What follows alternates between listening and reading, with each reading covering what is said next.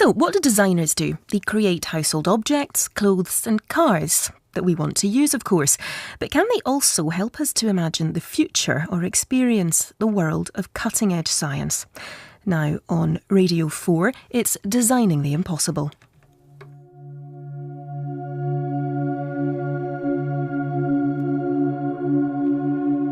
How would you like to experience a volcanic eruption in your living room?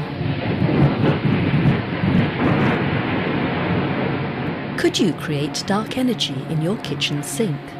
Or perhaps you dream of becoming an astronaut. 3, 2, 1. Those fantasies all come true in the surreal world of Nelly Ben Hayoun, a young Frenchwoman who's been nicknamed the Willy Wonka of design and science. I'm Nelly Ben Hayoun, and I'm an experience designer and director, which basically means that I develop experiences for the public. They are there to try and get you access to some fantasies that you might have. You know, you want to become an astronaut, but then you're too fat, too small. You know, you don't have the brain to actually make it happen. I want to give someone the experience of being an astronaut inside their living room. With the help of a former Soyuz astronaut, Nelly has created an armchair that simulates the experience of a rocket launch. This chair is called the Soyuz chair because it's a chair reproduces accurately the liftoff of the Soyuz rocket. Tonight, the armchair ride is being offered to people at this bar and underground art space in southeast London. So what you're going to experience tonight is exactly the same type of vibration as they've got in the cockpit. Some of the onlookers are soon tempted to try it out. What's your plan? I can take you everywhere. Venus. Men are from Mars, women are from Venus. Yeah, Venus. Venus. Okay, I like that. The would-be space travellers are kitted out in a boiler suit and prepared for takeoff in the armchair. I'm going to check the connection. Can you say me Mayday, Mayday? Maybe. Okay, perfect. If anything happens, just to let you know, you're in permanent connection with us, okay? Okay. Okay, let's go. Let's move in reclining position. Okay, are you ready to go? Yes, Are you in the Soyuz I'm cockpit ready. at the moment? Yes. 3, 2, 1.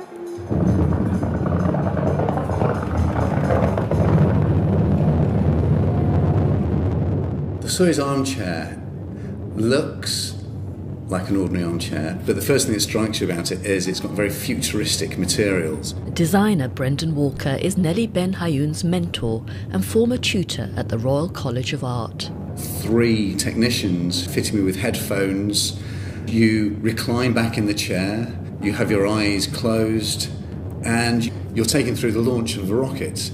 And you have auditory cues, so you can hear the rumble of the rocket's engines. Then through a big bass vibrator, the whole chair starts vibrating. The Soyuz chair is actually a big monster. It's 150 kilos. Who knows what I have put inside this Soyuz rocket to actually make it give you a kick, you know, because it gives you a really like 50 hertz frequency bump when you move from stage 1 to stage 2, which is pretty much something that you feel inside the rocket as well.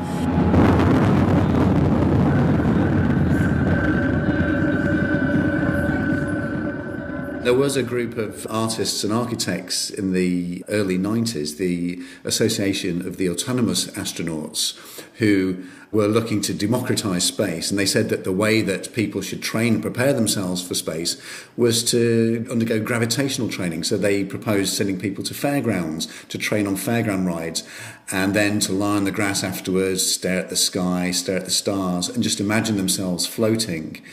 And I think Nelly's work for me was quite reminiscent of this art movement. Nelly's designed experiences also echo the work of other artists, like composer John Cage, who fastidiously choreographed staged events. Commedia dell'arte has also been a big influence. I have a defined idea of what experience I want to give to the public. So that's coming back to Commedia dell'arte. So Commedia dell'arte is a theatrical form from the 17th century, actually, which was created in Italy. There is a structural plot and usually quite extreme character, you know, and the actors are completely improvising on the spot. They do know the general theme of each act, but basically all the story is being improvised. So that's, you know, that's what I'm doing.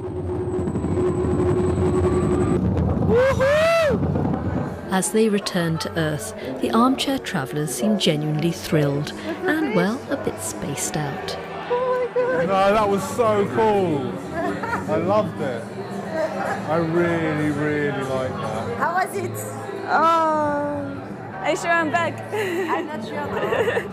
Maybe I'm still there. Stay there forever, you know, just floating in space. The lasting legacy of what Nelly's actually done there is to help people start imagining themselves the implications of space travel, which may be on the cusp. I mean, we've already got near space travel coming up, and what's going to happen beyond that. And I think it's preparing us for impact. The Soyuz armchair is itself now well travelled. Over the past 4 years, it's been transporting members of the public to infinity and beyond, in living rooms, at rock concerts, and in museums as far away as Beijing. Nelly started out as a textiles designer, but it was on her master's course at the Royal College of Art in London where she came across Professors Tony Dunn and Fiona Raby, who set her on a totally different path. They created this whole new movement in design, which is called critical design. And what this is basically, you know, designers who are there to actually question new technology, question, you know, where science is going to go, develop future thinking, future scenarios, generate debate, which is our ultimate aim as designers, is to generate that debate for the public. As a designer, the public may perceive us to be creators of artifacts, objects, next year's fashion, a new vase, a new toaster. But at the heart of all of that is a very creative, imaginative process where we need to imagine these objects in people's homes, in people's lives. It isn't a great leap then to see us being equipped with the skills that are necessary to start speculating about the emergence of new science, new technologies, and how they might be embedded in our lives in 5 to 10 years' time. I guess science is really interesting for me because there is a whole side which is not being explored by scientists, obviously, you know, like they are more interested in data and they're more interested in like how actually the things work. And I'm interested about the creative side and the needs, the creative needs that come with science and that us, members of the public, we will want to access. So in a way, I'm interested in hacking science, doing things that, you know, they will have not think of doing themselves. Nelly's design CV is uniquely idiosyncratic.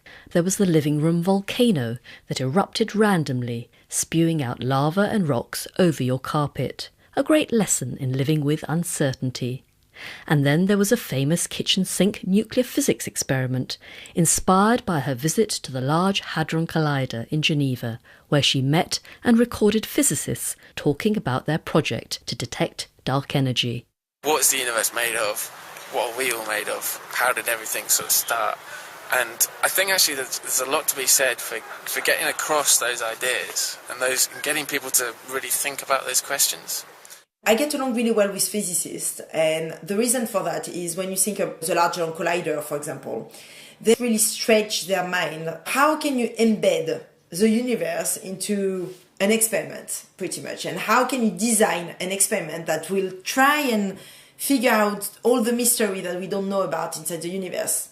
So in a way, when I come to them and I explain them that I want to design an experience which can give members of the public the thrill of being there when they switch on such a machine like the Large Hadron Collider, then they completely get it. The actual experiment, yeah, it's very complicated. It takes thousands of people to do. But if you can get across just the excitement and just like, yeah, but we're actually doing it. We're smashing stuff together and we might create this new type of matter that no one's seen before. Can we generate dark energy in the kitchen sink? The Casimir experiment. 50 years ago, this Dutch physicist predicted the existence of dark energy. He placed 2 chromium plates in a highly stable environment, a near-perfect vacuum and a temperature of almost minus 273.15 degrees Celsius. The attraction between the chromium plates, detectable with the fluctuation of electromagnetic waves, is proof of an unknown energy. A team of researchers at MIT, the Massachusetts Institute of Technology, found out that forces that attract these 2 pieces of metal could be, you know, a reminiscence of dark energy on Earth. And dark energy is 74% of the universe. And they found out that you can reproduce that experiment with basically 2 pieces of metal, salt water, and a microwave. And this is how I started. I've seen Nelly's experiments with creating dark matter in a kitchen sink, which I think at the heart of that was the question, really, what might happen if we ourselves could recreate an experiment, which obviously requires a massive research institute normally to create. Oh, well, what is dark matter? It sounds quite scary. And can I create it in my kitchen sink? So I think it leaves questions with the public, which maybe they'll follow up and actually, even if they look up and find out what dark matter is, I think that's a massive achievement. Sharing the awe and wonder of major scientific advances is at the heart of what Nelly Ben Hayoun does. And what could be bigger than the 1969 Apollo moon landing? One small step for man, one giant leap for mankind. Neil Armstrong, Apollo 11 commander, first man on the moon.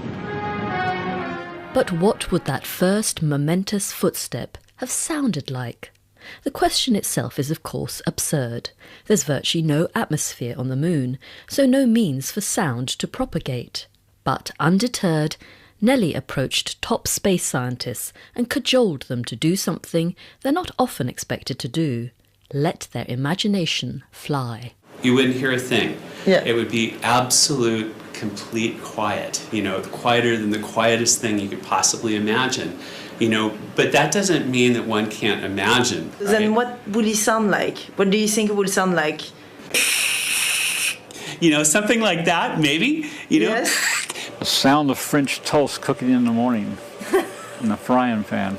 It's hard to make up things when you're trying to be scientific in all your research, all your life. If you come over this way, be very careful where you're stepping. The sound suggestions that the scientists did come up with were then brought to a top Foley artist in her studio in London Soho. Sue Harding has worked on big television and film productions such as Les Miserables and Quantum of Solace, painstakingly creating sound effects like footsteps to match action on screen. We have different areas in the studio where we can create explosion or a cup of tea or a car crash or whatever it could be. We can recreate it in here. There's glass on the floor that we can walk on. Now she found herself collaborating on Nelly Ben Hayoun's Apollo 11 Moon Dust remix. I think a word that sums up Nelly is astonishing.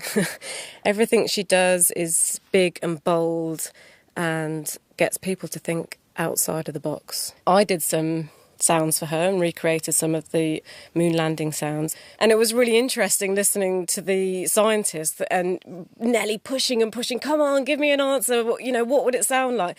And so people kind of go, oh, well, kind of like hitting like frozen peanut butter or something like that. I remember not saying that that's actually what it sounded like. You might envision it that way, as hitting a huge football field of frozen peanut butter. Standard things we use are often dishwasher salt, corn flour for snow has a nice creak, sand, and those kind of just to give them nice textures. Potting grit. If I put a boot on.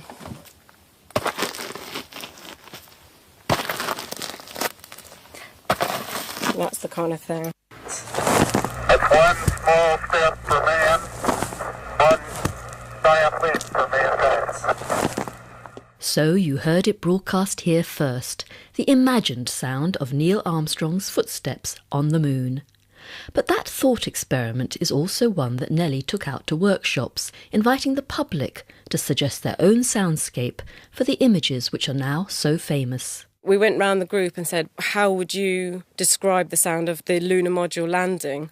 So they were like, and doing all these different, and it was just sort of like, so what's in your head? And that's what Nelly, I think, is trying to do. Is she's trying to create an experience that absolutely you wouldn't ever experience otherwise. The Apollo 11 moon mission also sparked an even more ambitious project. Reading the transcripts of what took place in NASA ground control, Nelly was engrossed by the high drama unfolding there in the minutes before the landing. They had 3 really critical moments, alarm problems, they had fuel issue, and all of these things have been dealt with inside the control room. And so nobody has been really looking at how the space operator were reacting in the control room, and like the transcripts are really stunning. For Nelly, that tense narrative resembled a 3-act opera, with a NASA flight director as a kind of conductor to the proceedings. So, she thought, why not create a real ground control opera and have actual NASA space scientists and engineers playing and singing in it? Operatic form is well known for, the intense human emotions that come with it. And so I thought that was going to be the perfect way to, embed that experience. The idea for an international space orchestra was born. The project was as absurd as it was ambitious. Nelly has no musical training, and she would need to get NASA to support her idea. But, astonishingly, she did it. Brendan Walker again. Somehow, by imagining this very creative project, the space orchestra, Nelly manages to use her charm, her wit, her creative skills to work her way up there and get access at all sorts of levels, at levels which the ordinary public could never dream of getting access to. This is the way I approach things usually. I've got this sort of quite naivety where, I want to reach that impossible. I've got this aim to make this orchestra happen. I'm just driven by real passion. And I think, that's what gets people on board as well, because they are intrigued and they want to see what it might be. And also because it's absurd. And I think all of us are probably looking for that absurdity now every day. At the NASA Ames Research Center in Silicon Valley, California, I went to meet a former astronaut trainer called Annette Rodriguez, who's worked in many different roles within NASA over a long career. She also loves to play the ukulele. Twinkle, twinkle, little star, how I wonder what you are. Someone at the center had sent out an email talking about the International Space Orchestra and that this woman was coming out and would have an introduction. I told her about my background. I didn't think that the International Space Orchestra, that any orchestra would want an ukulele. But she was intrigued by the ukulele and how I was using it. So she said, yes, please come. Nelly is a very interesting person. She is really entrepreneurial. She can motivate people. She can get people excited about the things she's excited about. And she got people to rally around the idea. Some of them I knew professionally, but I didn't realize they played music. I mean, there are scientists that are great in what they're doing here at NASA, and they were closet musicians, So the International Space Orchestra is an orchestra composed uniquely of space scientists from NASA Ames Research Center in California, the SETI Institute, Search for Extraterrestrial Intelligence, Singularity University, and the International Space University. And that's the world's first, orchestra made of these guys. And I'm there to design a specific type of dynamics between all these people. Their role have been given to them so that they can interact with each other in a specific way. It was all about designing an event inside NASA. That's what the project was about. Amongst the members of the International Space Orchestra were a NASA flight controller who conducts arias, a payload officer who plays a baritone saxophone, and an astronaut on percussion. Nelly brought in 2-time Grammy Award-winning musical director Evan Price to work with them all. Oh, that first rehearsal, I wasn't sure we'd be able to pull it all together. It was just all so new and people hadn't worked together. And did you at any point look around you and think, this is completely bizarre? No, I didn't. Actually, I didn't. NASA people, we work on projects that are impossible projects. They're projects nobody else has thought of. So this was kind of another impossible project, but it was fun. It was a fun, impossible project. This is Apollo Control in Houston. The Apollo Command Module Columbia, flown by astronaut Mike Collins, is about to come around into view of Earth, followed soon after by the Lunar Module Eagle, with astronauts Neil Armstrong and Buzz Aldrin. Flight Director Gene Kranz will poll his team for the final go, no-go for powered descent. If all systems are go, then the Apollo lunar module will begin the final leg of its 250,000-mile journey from the Earth to the Moon. Okay, gang. We've had a good training period, and today we're really going to do it. We're going to land on the moon. This is the final exam. This is the best team I've ever worked with. I have ultimate confidence in you people. What we're about to do now, it's just like we do it in training. And after we finish the son of a gun, we're gonna go out and have a beer and say, damn it, we really did something. Good luck to y'all. Good luck. It was a script of what was happening in mission control as we landed on the moon, which was pretty exciting for all of us who were here. And many of the people in the orchestra were here. Some of them weren't, but they read about it as kids. And there was a variety of music, which was really nice. There was more modern rock music, and then there was Japanese and Russian. Nelly also recruited a range of international collaborators who wrote and produced the music and lyrics for the opera. They included Damon Albarn of Blur, Bobby Womack, and Arthur Jeffs of Penguin Cafe. It was a very unusual selection of instruments that we were going to be potentially writing for. Big representation of things like ukuleles, banjos. I mean, some of them were really good, and a lot of them were definitely good enough. I think that wasn't really the point. I think the point was to get across a sense of the people involved. One of Arthur Jeffs' compositions for the opera was inspired by a particularly exciting moment in the search for extraterrestrial intelligence. In 1977, a radio telescope in Ohio detected an unexpected signal from space. The signal's frequency was very close to the resonant frequency of hydrogen, 1420 megahertz. Why is that significant? Because hydrogen is the most common element in the universe, and it's widely thought that receiving a signal at that particular frequency could be a sign of communication by an extraterrestrial intelligent life form. So this guy comes in on Monday morning and starts going through the numbers, and it's absolutely amazing when you see it. There's just lots of background noise and then just these two incredibly strong spikes at precisely this frequency. He just circles them, and then in the margin he just writes "wow!"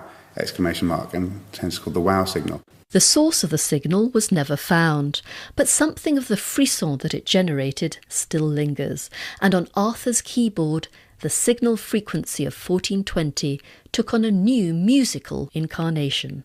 If you think about it in terms of being on a keyboard, if you take middle C, which is here, and call that number 1, then you can walk up from there and go 1, 2, 3, 4. So 1, 4, 2 gives you, and then there isn't a 0 traditionally, but I treated 0 as just being the one below 1. That gives you. And so pretty much everything in the piece comes from that. So there's that quite fast in the mid-range. At the bass end, it's very slow. And at the top end, it's very fast. But you get something like.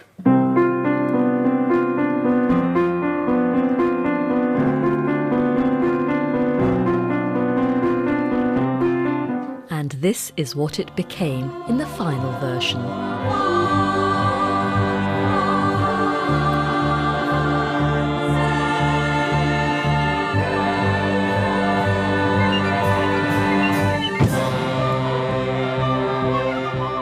The International Space Orchestra gave its first performance at the 01 Biennial in San Jose in September 2012. It was just very, very gratifying. I think everybody was just thrilled to be there and to give that performance. And what message do you think what you've done communicates to a general public out there? It reminds people that it was quite a feat for us to land on the moon. I think it also is a motivator that we need to get off this planet and get on to other planets.